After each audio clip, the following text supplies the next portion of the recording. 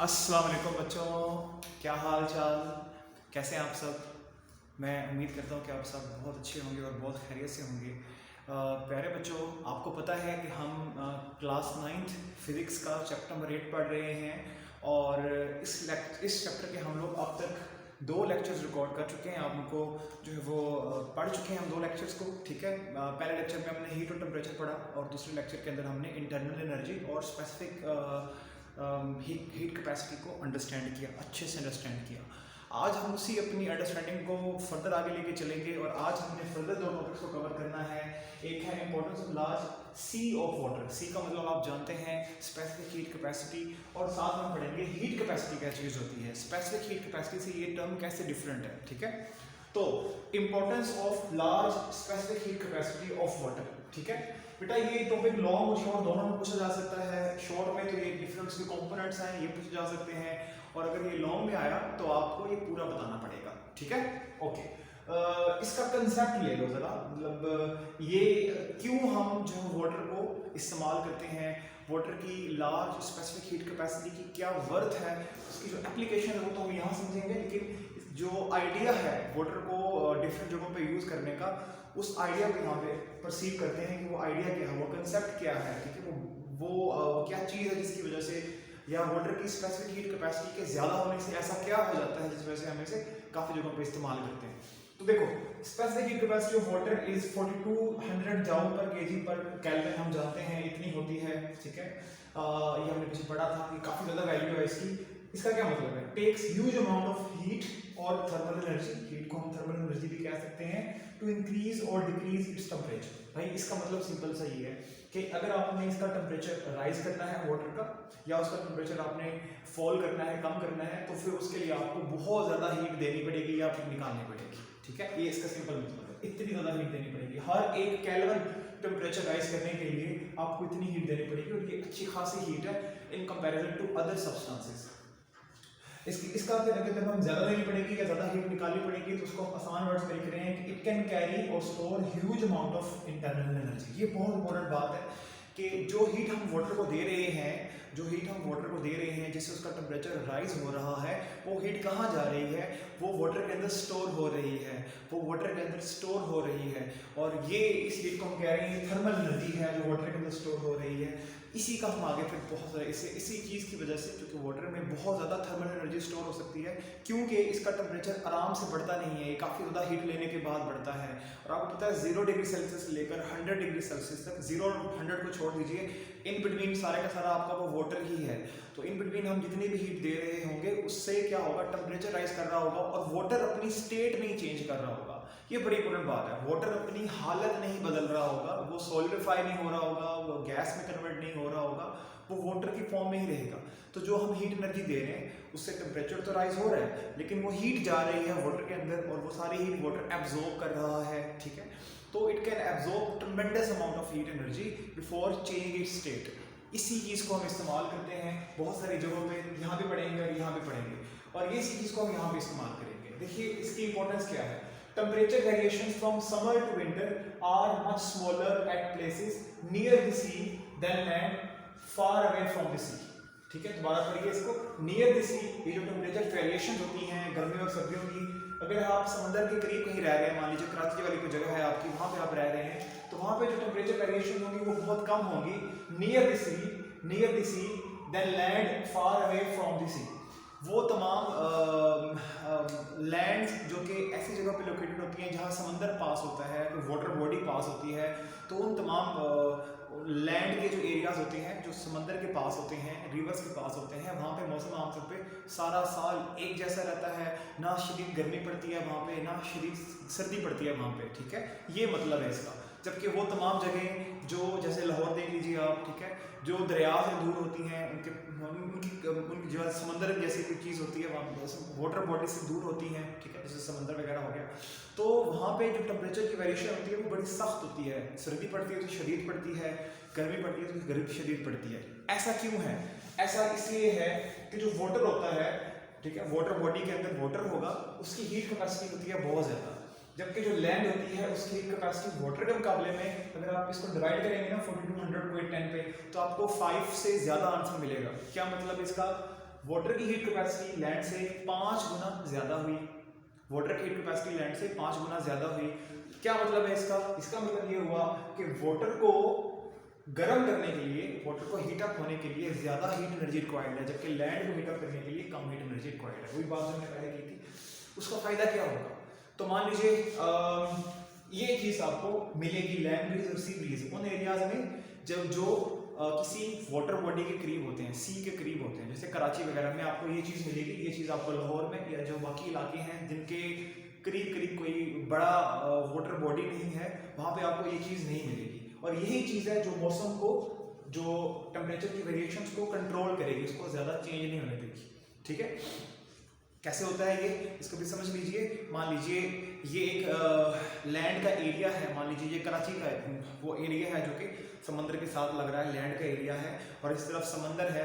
तो जब दिन में सूरज निकलेगा और उसके हीट आएगी ज़मीन की तरफ, तो ये लैंड को भी मिल रही होगी और वाटर को भी मिल रही होगी जो कि समंदर के अंदर है। क्योंकि वाटर का heat capacity, specific heat capacity बहुत ज़्यादा है, तो ये बहुत देर से गर्म होगा। लेकिन लैंड में चूँकि मिट्टी होती है और मिट्टी का हीट स्पेसिफिक हीट कैपेसिटी थोड़ा है, तो ये बहुत जल्दी गर्म हो जाएगी। तो दिन के वक्त क्या होगा, जो ज़मीन है वो गर्म हो जाएगी और पानी जो होगा वो निस्बतन ठंडा ही रहेगा एज़ कम्पेयर टू लैंड। ठीक है, उसकी वजह से क्या होगा, जो ज़मीन के ऊपर वाली हवा होगी वो उस गर्माइश से ऊपर उठना शुरू हो जाएगी, इट विल स्टार्ट राइजिंग। ठीक है, और जबकि जो पानी के ऊपर वाली हवा है वो अभी भी ठंडी होगी, तो वो पानी के ऊपर ही रहेगी। जब ज़मीन के ऊपर वाली हवा ऊपर चली जाएगी तो नीचे उसकी कमी क्रिएट हो जाएगी। इसको कहते हैं वाटर, जो एयर प्रेशर है लैंड के ऊपर वो कम हो जाएगा, क्योंकि हवा ऊपर चली गई तो उस लैंड के ऊपर एयर का प्रेशर डिक्रीज हो गया। अब इस प्रेशर को देखते हुए जो समंदर की हवा होगी वो लैंड की तरफ चलना शुरू हो जाएगी। जो समंदर की हवा होगी दिन के वक्त वो लैंड की तरफ चलना शुरू हो जाएगी। इसको बोलते हैं सी ब्रीज। अब ये ठंडी हवा है, ब्रीज कहते हैं ठंडी हवा को, और सी ब्रीज का मतलब होगा समंदर से चलने वाली ठंडी हवा। ये ठंडी हवा होगी जो कि लैंडी एरियाज की तरफ मूव करेगी। ठीक है, वाटर वाली साइड से लैंड वाली साइड की तरफ मूव करेगी, और जो लैंड साइड पे टेम्परेचर बहुत ज़्यादा हुआ होगा उसको ये बैलेंस कर देगी, उसको ये डिक्रीज कर देगी। तो आपने देखा कैसे जब सूरज की गर्मी की वजह से मौसम ख़राब हो रहा था तो उसको साथ समंदर के होने की वजह से बैलेंस कर दिया गया। और ये कैसे हो पाया, ये वाटर की स्पेसिफिक कैपेसिटी के ज़्यादा होने की वजह से हो पाया। ठीक है, दूसरा इसका यूज देखिए, water is used in cooling system of automobiles. गाड़ियाँ जो होती हैं बेटा, ऑटोमोबाइल आप समझ लीजिए गाड़ी, तो गाड़ियों के अंदर आपको पता है इंजन वगैरह होता है। ठीक है, और इंजन आपको जब वो वर्किंग में आता है तो उससे गाड़ी चलती है। लेकिन आपको पता है इंजन जब वर्क करता है तो वो बहुत ज़्यादा हीट प्रोड्यूस करता है। उस हीट को रिमूव करने के लिए आपको वहाँ पे कोई एजेंट चाहिए, और वो एजेंट क्या होता है, वो वाटर होता है। ये हम यूज़ करते हैं कूलिंग सिस्टम के अंदर। यहाँ पे मैंने डायग्राम बनाई है, मान लीजिए ये जो बॉक्स है इसके अंदर इंजन है, तो इस इंजन में जो हीट प्रोड्यूस हो रही है उसको रिमूव करने के लिए हम क्या करते हैं, पाइप्स वगैरह लगा के, ये देखिए पाइपिंग हमने की, इसके आसपास पाइप्स को रैप किया है, ये समझाने के लिए कि बेसिकली इंजन के अंदर चैनल्स बनाए जाते हैं, ऐसे रास्ते बनाए जाते हैं जिनके अंदर से पानी ट्रैवल करता है। तो ये वो रूट्स हैं जिनके अंदर पानी ट्रैवल कर रहा है, यहाँ से पानी आ रहा है और यहाँ से पानी बाहर निकल रहा है। तो जब ये पानी इंजन में एंटर होता है तो ये सारी हीट को एब्जॉर्ब कर लेता है। चूँकि पानी की हीट कैपेसिटी बहुत ज़्यादा है, तो ये बहुत ज़्यादा हीट को एब्जॉर्ब करने के बावजूद, उसके बावजूद वेपर्स में कन्वर्ट नहीं होता, ये अपनी वाटर वाली फॉर्म को, लिक्विड फॉर्म को रिटेन करता है। ठीक है, फिर यहाँ से ये बहुत ज़्यादा गर्म होकर निकलता है, आता है, फिर इस पानी को हमने बार बार यूज़ करना होता है, तो इसको भी ठंडा करना होता है। तो फिर हम क्या करते हैं, इंजन की बिल्कुल ऑपोजिट साइड पे हम एक पंखा लगा देते हैं। वो पंखा क्या करता है, वो बाहर से हवा को अंदर को मूव करवाता है, वो बाहर से हवा को सक करता है। ये हवा जब इंजन की तरफ मूव करती है तो इन बिटवीन ये उस पाइप के ऊपर से पास करती है, उस रास्ते में से पास करती है जहाँ से गर्म पानी, इंजन से आने वाला पानी पास कर रहा होता है, जैसे आप यहाँ देख सकते हैं। ठीक है, तो ये क्या करती है, ये उस पानी में से हीट को एब्जॉर्ब कर लेती है और पानी को ठंडा कर देती है। हवा गर्म हो जाती है और पानी को ठंडा कर देती है। ठीक है, और आपने देखा होगा कि गाड़ी का जो वो फ्रंट होता है, वहाँ पे जहाँ पे बोनेट वगैरह होता है गाड़ी का, वहाँ पे आप देखिए तो वहाँ पे आपको एक फ्रंट में, बिल्कुल फ्रंट सेक्शन में कुछ आपको जालियाँ वगैरह दिखाई देती हैं, है ना, जहाँ से अंदर हवा जा सकती है। वही जगह होती है जहाँ पे ये सारा सिस्टम लगा हुआ होता है। ठीक है, फिर ये पानी ठंडा दोबारा जाता है इंजन में, दोबारा हीट को अंदर से एब्जॉर्ब करता है। ठीक है, और दोबारा यहाँ से, तो ऐसे ही पानी बार बार सर्कुलेट करता रहता है और इंजन को बहुत ज़्यादा गर्म होने से रोकता है, क्योंकि उससे इंजन आपका सीज हो सकता है। ठीक है बच्चों, तो देखा आपने पानी की हीट कैपेसिटी बहुत ज़्यादा है, सॉरी स्पेसिफिक हीट कैपेसिटी बहुत ज़्यादा है, इसलिए हम इसको यहाँ पे इस्तेमाल कर पा रहे हैं। फिर एक और चीज़ देखो, पानी जो है वो सेंट्रल हीटिंग सिस्टम में भी इस्तेमाल होता है, सेंट्रल हीटिंग सिस्टम में भी इस्तेमाल होता है ताकि वो बहुत ज़्यादा हीट एनर्जी को, थर्मल एनर्जी को कैरी कर सके, क्योंकि ये बहुत ज़्यादा थर्मल एनर्जी को कैरी कर सकता है, इसलिए इस्तेमाल करते हैं। सेंट्रल हीटिंग सिस्टम मान लीजिए एक ऐसा सिस्टम होता है जिसमें हम एक पूरी बिल्डिंग को, किसकी जो हीटिंग रिक्वायरमेंट्स हैं उसको हम लोग एक सिस्टम के थ्रू मैनेज कर रहे होते हैं, ठीक है। इसमें क्या होता है, इसमें एक बॉयलर होता है, एक पंप होता है और एक रेडिएटर लगा हुआ, और मल्टीपल रेडिएटर्स होते हैं, एक नहीं बहुत सारे रेडिएटर्स होते हैं। बॉयलर वो मशीन होती है जिसके अंदर जब पानी आता है तो बॉयलर को हीट मिलती है, इसको हम लकड़ियाँ वगैरह जला के या गैस के थ्रू बॉयलर को हीट अप करते हैं, पानी को वो हीट मिलती है और पानी कन्वर्ट होता है स्टीम के अंदर, या कम से कम उसका टेम्परेचर बहुत ज़्यादा हाई हो जाता है, ठीक है। तो बॉयलर बेसिकली टेम्परेचर राइज करने के लिए इस्तेमाल होता है, ठीक है, जैसे इसका नाम बता रहा है बॉयलर, बॉयल करने वाला, ठीक है। पंप का काम आपको पता है, मोटर का काम जैसे होता है कि पानी को पंप करती है, from lower level to higher level पहुंचाती है, ये वो काम कर रहा है। और रेडिएटर क्या है, ये वो पार्ट है, जैसे एसी होता है ना आपके घरों के अंदर, उसका एक पार्ट लगा हुआ होता है, और वहाँ से क्या होती है अंदर, अगर हम एसी के अंदर देखें तो पाइप्स होते हैं, और पाइप्स के अंदर से ठंडी जो है वो गैस मूव कर रही होती है, और जब वो ठंडी गैस हमारे उस घर के अंदर जो लगा हुआ एसी का पार्ट है उसमें से मूव करती है, तो वो कमरे को ठंडा करने का बाइस बनती है। वैसे ही रेडिएटर में भी ऐसे ही जो इंटरनल पार्ट होता है घरों के अंदर, कमरों के अंदर लगा हुआ पार्ट होता है एसी का, वैसे ही होता है रेडिएटर, इसके अंदर भी पाइप्स होते हैं और उनमें से पानी पास कर रहा होता है। कौन सा पानी, जो बॉयलर से निकल के आ रहा होता है, गर्म पानी। ऑब्वियसली सेंट्रल हीटिंग सिस्टम को हम तब इस्तेमाल करेंगे जब जहाँ पे बहुत ज़्यादा सर्दी होती है, गर्मियों में इस्तेमाल नहीं करेंगे इसको। तो ये इसमें से वो पानी पास करेगा, जो बॉयलर से निकल के आ रहा है, बहुत गर्म पानी होगा ये, जब ये पाइप में से पास करेगा तो कमरे के अंदर या उस बिल्डिंग के अंदर जो भी ठंड होगी, ठीक है, जो भी आप कह लीजिए कि टेम्परेचर की कमी होगी, उसको ये खत्म करने की कोशिश करेगा। कैसे, ये हीट एमिट करेगा, अपने अंदर से हीट एमिट करेगा, क्योंकि हम जानते हैं कि हीट हमेशा हॉट बॉडी से कोल्ड बॉडी की तरफ मूव करती है, तो पानी में से हीट निकलेगी, पाइप्स के थ्रू वो बाहर रिलीज होगी और आसपास सराउंडिंग में फैल जाएगी, जिससे ये होगा कि वो कमरा आपका गर्म होना शुरू हो जाएगा, पानी ठंडा हो जाएगा, तो ये पानी फिर दोबारा आएगा नीचे। अब इस पानी को दोबारा बॉयलर तक पहुंचाने के लिए बीच में हम पंप लगा देते हैं, ये पंप दोबारा पानी को बॉयलर में पहुंचा देगा, ठीक है। पानी क्यों इस्तेमाल किया, क्योंकि पानी बहुत ज़्यादा हीट को एब्जॉर्ब कर सकता है, तो ये बहुत ज़्यादा हीट को एब्जॉर्ब करेगा बॉयलर से, और फिर वही हीट जाके रेडिएटर में रिलीज कर देगा, ठीक है। कमरे में रेडिएटर लगा हुआ है, वहाँ पे उसको रिलीज कर देगा, उससे कमरा बहुत जल्दी गर्म हो जाएगा। अगर ऐसा ही सिस्टम है जिसमें एक बॉयलर से हमने बहुत सारे कमरों को वाटर की सप्लाई दे रहे हैं और हर कमरे में हमने एक रेडिएटर लगा रखा है, ठीक है, तो इसको क्या बोल देंगे, इसको बोल देंगे सेंट्रल हीटिंग सिस्टम। ऐसा होता है सेंट्रल हीटिंग सिस्टम। तो देखो यहाँ पे भी पानी को उसकी इस प्रॉपर्टी की वजह से कि उसकी हीट कैपेसिटी बहुत ज़्यादा होती है, हीट स्पेसिफिक हीट कैपेसिटी बहुत ज़्यादा होती है, हम इस्तेमाल कर पा रहे हैं, ठीक है।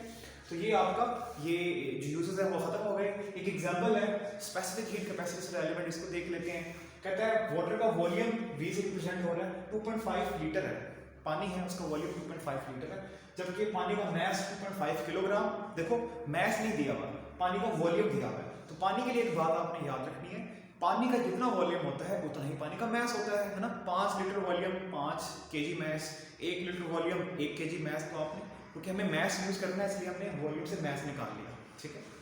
इनिशियल टेम्परेचर दिया हुआ है पानी का 20 डिग्री सेल्सियस, और आपसे कहा यह जा रहा है कि कितनी हीट चाहिए आपको इस पानी को जो कि 2.5 केजी है, इसका टेम्परेचर 20 डिग्री सेल्सियस से उतना बढ़ाने के लिए जितने में ये बॉयल होना शुरू हो जाए।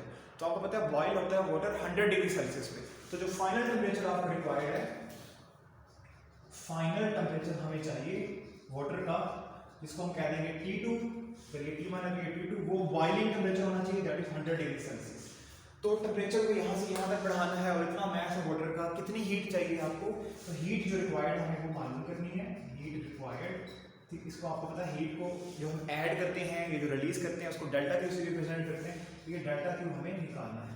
अब आप जानते हैं, हमने आपको जब स्पेसिफिक हीट कैपेसिटी पढ़ाया था तो बताया था कि डेल्टा क्यू को निकालने के लिए फार्मूला होता है CM डेल्टा T। हीट निकालनी है तो ये फार्मूला है उसका।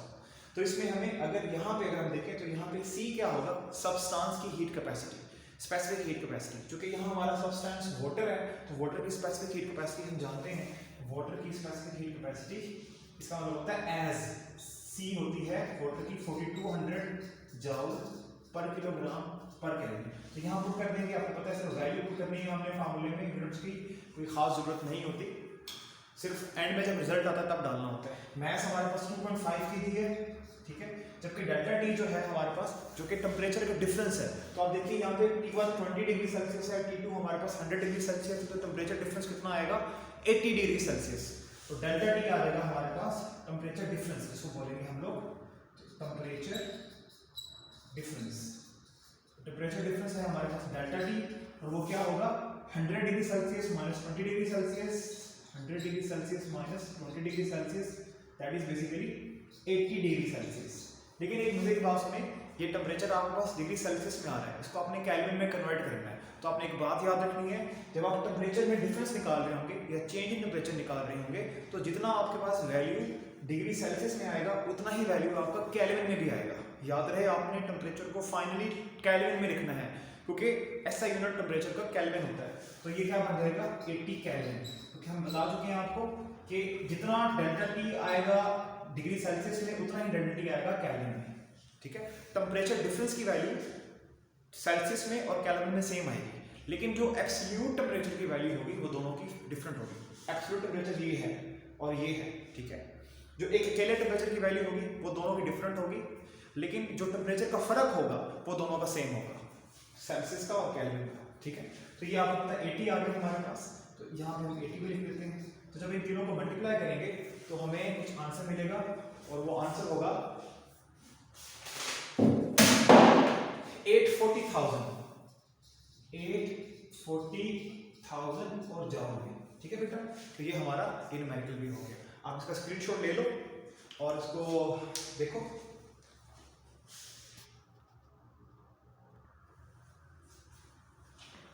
ओके बच्चों, तो बेटा हमने अभी एग्जाम्पल नंबर 8.5 भी कर लिया है बेटा।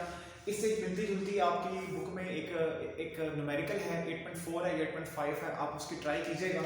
ठीक है, न्यूमेरिकल नंबर 8.4 या फिर 8.5, ये एक न्यूमेरिकल है, इसकी आप ट्राई कीजिएगा। तो इंशाल्लाह मुझे पूरी यकीन है कि आप इसको कर लेंगे। अब दूसरा टॉपिक जो था वो हीट कैपेसिटी का था। हीट कैपेसिटी शॉर्ट में आता है, डेफिनेशन, फार्मूला और यूनिट आपको कम से कम आना चाहिए। वैसे इसका स्पेसिफिक हीट कैपेसिटी से कंपैरिजन भी आपको आना चाहिए, तो इन बेसिस पे वहाँ पे आप कंपैरिजन भी कर सकते हैं। देखो, हम ये जानते हैं कि जब भी हम किसी भी बॉडी को हीट देते हैं तो उससे उसका टेम्परेचर राइज होता है, या यूँ कह लीजिए कि टेम्परेचर राइज करने के लिए हीट देनी पड़ेगी। थर्मल एनर्जी को एब्जॉर्ब करेगा बॉडी, तभी उसका टेम्परेचर राइज करेगा। तो कोई भी बॉडी है, उसकी कोई भी क्वांटिटी है, कुछ भी उसका मैस है, जैसे स्पेसिफिक हीट कैपेसिटी में तो मैस को हम कहते थे कि एग्जैक्टली 1 किलोग्राम होना चाहिए। ठीक है, लेकिन यहाँ पे वो कंडीशन नहीं है, हीट कैपेसिटी में वो कंडीशन नहीं है। देखो यहाँ पे स्पेसिफिक का वर्ड नहीं लगा हुआ। कोई भी आपका बॉडी की कुछ भी क्वांटिटी है, मान लीजिए वाटर है, बॉडी आपका सब्सटेंस वाटर है, कोई भी बॉडी है, ठीक है, और उसकी कुछ भी क्वांटिटी आपके पास मौजूद है, और उसकी उस क्वांटिटी का आप टेम्परेचर 1 केल्विन तक राइज करना चाह रहे हैं। टेम्परेचर दोनों में हम सेम राइज करना है, 1 केल्विन 1 केल्विन, स्पेसिफिक में भी 1 केल्विन और यहाँ पे भी 1 केल्विन। किसी भी बॉडी का टेम्परेचर 1 केल्विन तक राइज करना है तो उसमें हीट डालनी पड़ेगी, थर्मल एनर्जी को एब्जॉर्ब करना पड़ेगा उसको। तो जितनी वो थर्मल एनर्जी एब्जॉर्ब करेगा अपने टेम्परेचर को 1 केल्विन तक बढ़ाने के लिए, या यूँ कह लीजिए कि टेम्परेचर का 1 केल्विन का चेंज लाने के लिए, ठीक है, उसमें बढ़ भी सकता है, कम भी हो सकता है, तो उसको उस बॉडी की, उस सब्सटेंस की हीट कैपेसिटी बोलेंगे। ठीक है, thermal energy, amount of thermal energy absorb by a body for 1 kelvin rise in its temperature is called its heat capacity.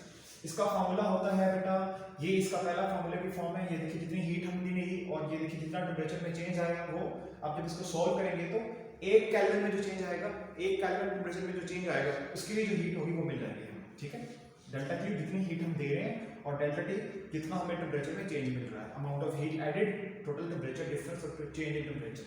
आपको पता है डेल्टा Q जो हम हीट देते हैं टेम्परेचर को चेंज करने के लिए, ये हमने स्पेसिफिक हीट कैपेसिटी में पढ़ रखा है, ये बराबर होती है Cm डेल्टा T के। अभी हमने फार्मूले में इस्तेमाल भी किया, तो ये Cm डेल्टा T आ जाएगा नीचे, ये दोनों कैंसिल हो जाएंगे, ये Cm बाकी बचेगा जिसको हम Mc भी लिख सकते हैं। तो ये इसका फाइनल फार्मूला है, ये भी फार्मूला है, ये पहला फार्मूला है और ये दूसरा फार्मूला है हमारे पास। ठीक है, आमतौर पे हम इस फॉर्म में इसको इस्तेमाल करते हैं। इसका ऐसा यूनिट क्या होगा, तो देखो यहाँ से निकाल लेते हैं ऐसा यूनिट।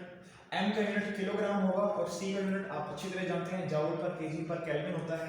तो देखो हम किलोग्राम को किलोग्राम से कैंसिल कर देंगे, ये पर किलोग्राम है, ये किलोग्राम है, तो ये कट जाएंगे आपस में, तो यूनिट क्या बनेगा इसका, जूल पर केल्विन। ठीक है, एग्जांपल ले लें जी बेहतर समझने के लिए। मान लीजिए हमारे पास 5 किलो पानी है, 5 केजी पानी है, ठीक है, और आपसे कहा जाता है कि इसकी हीट कैपेसिटी क्या होगी, तो आपके पास फॉर्मूला mc है, मैस 5 है, heat capacity specific heat capacity पानी की 4200 होती है। तो जब इसको मल्टीप्लाई करेंगे तो आंसर आएगा 21,000 जूल पर केल्विन। क्या मतलब, उस 5 केजी वाटर का टेम्परेचर पर केल्विन मतलब 1 केल्विन तक बढ़ाने के लिए जो आपको हीट देनी पड़ेगी वो इतनी देनी पड़ेगी 21,000 joule, and that is basically the heat capacity of 5 KG water. 5 KG water का हीट कैपेसिटी अलग होगा, 6 केजी का अलग होगा। तो जैसे स्पेसिफिक में था ना कि वाटर की एक ही वैल्यू आती थी, उसमें हमने जो मैथ को भी फिक्स किया हुआ था तो हमेशा सेम मिलेगी आपको। यहाँ पे एक वैल्यू नहीं आएगी, वाटर का मैथ जब बदलेगा तो उसका हीट कैपेसिटी भी बदल जाएगा। ठीक है, ठीक है बच्चे, ये आज का टॉपिक आपका लेक्चर था। आप इस पोर्शन को भी नोट कर लीजिए, स्क्रीनशॉट ले लीजिए इसका। आपसे मुलाकात होगी अगले लेक्चर में। अपना बहुत ज़्यादा ख्याल रखिए और पढ़ते रहिए।